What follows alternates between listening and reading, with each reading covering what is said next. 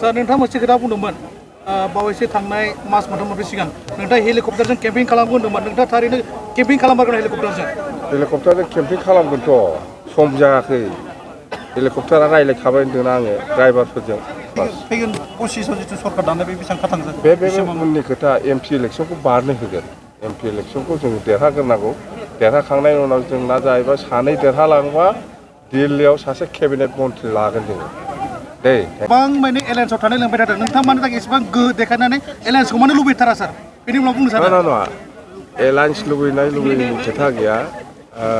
जोङो बिपिएफ हान्जा हिसाबै आगोलनिफ्रायनो सावरायबोबाय थादों जे एइबार इलेक्सनखौ जोङो बिपिएफआ रावजोंबो एलायन्स खालामाबालानो हारसिं गेलेगोन होननानै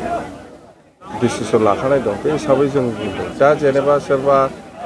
कंग्रेस हक बा बिजेपि हक बा इउडिएफ हक बा जिखुनु पार्टि हयथ' मिडियानि आगोलाव बुंदों बा सोरनिबा सिगाङाव बुंदों जोङो एलायन्सआव लाफागोन बा लाफाया सोरबा लाफागोन होनदों सोरबा लाफाया होनदों बा बेफोर मिडियायावसो बुंनाय खोथा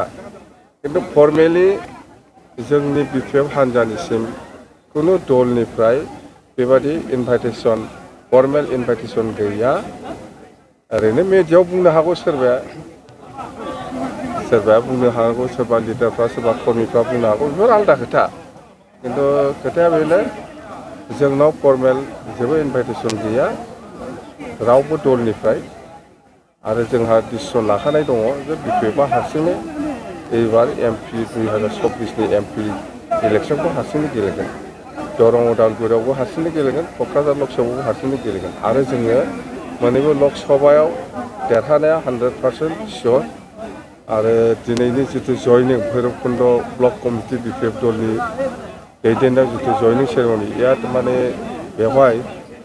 2700 प्लास जयनिं जागासिनो दं आरो मोनसे गोजोनथाव खौराङा जाहैबाय चिरां जिल्लानि बिजेपिनि जेनेरेल सेक्रेटारि फैदों जोंनि दलाव हाबदों आरोबाव सासे इयथनि सेक्रेटारि जोंनि दलाव दिनै जगदान जादों चिरां डिस्ट्रिक्ट बिजेपिनि जेनेरेल सेक्रेटारियाव हाबबाय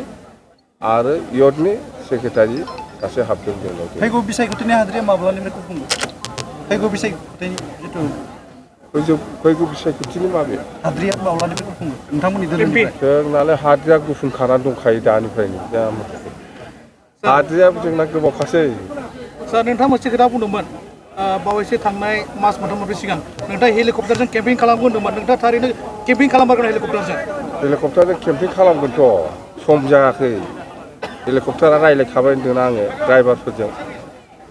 सार बेजों लोगोसे जों नुनो मोनदों चिराङावहाय गोबां नोंथांमोननि बिपि दलनिफ्राय लोब जइन जादों होननानै जों खोनानो मोनदों बे बाथ्रानि सार मा बुंनो सानो आं बेफोरखौ जेबो मिथिया बिपिएफनिफ्राय दिनैनि दिनाव ना कंग्रेसआव थांदों ना बिजेपिआव थांदों ना इउपिपिआव थांदों बेनो जेबो प्रमान गैया सोरबाया गाव गावनि मानसिखौ लानानै सोदलाबायनो हागौ खिन्थु बिपिएफनिफ्राय दा रावबो दल नागारा बिपिएफआव जयनिंसो जागासिनो दं बिपिएफआ सरकार गैया खिन्थु सरकार गैयाब्लाबो दिनै सरकार सालायग्रा हान्जानिफ्राय दिनै मानो हान्जा दिनै इउपिपिएल बा बिजेपिजों मानो हाबलाबाय थादों खार'ना जाहैबाय बेनो प्रमद बर'आ रावखौबो सिनाया गाव हारसिंखौल' सिनायो रावखौबो नायनो रोङाखै बियो खोथा बुंनाय बायदि खामानि मावनो रोङाखै बिनि थाखाय दिनै गोबां बिजेपि कर्मिफ्रा प्रमदखौ गाज्रि मोननानै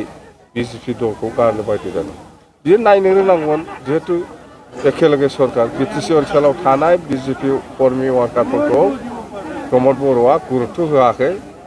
जेबो मावना होआखै सार नोंथाङा नोंथांनि पावारखौहाय माने मेनटेन खालामना लाखिदों नोंथाङा माने रावनिबो सिङाव थानो नाजाया आरो नोंथांनि पावारखौ पावारलेस देखायनो नागिरा बेनि बेलायाव सार मा बुंनो सानो आंनाव पावार दं गैया पावारलेस ना दङ ना गैया बेफोरखौ रायजोआसो मिथिगौ आं बुंना लानाय जेबो लाखिया मथथे जोंहा बिटिसिखौ बासायनांगौ गासिबो जाथि जनगोष्ठीखौ लानानै जों खामानि मावनो ओंखारदों बिपिएफआ बे हिसाबै जों मावलांबाय थागोन फैगोन पसिसाव जिथु सरकार दानाय बे बेसेबां खाथां जागोन बे उननि खोथा एमपि इलेक्सनखौ बारनो होगोन एमपि इलेक्सनखौ जों देरहाग्रोनांगौ देरहाखांनायनि उनाव जोंना जाहैबाय सानै देरहालांबा दिल्लीयाव सासे केबिनेट मन्थ्रि लागोन जोङो दे थेंक इउ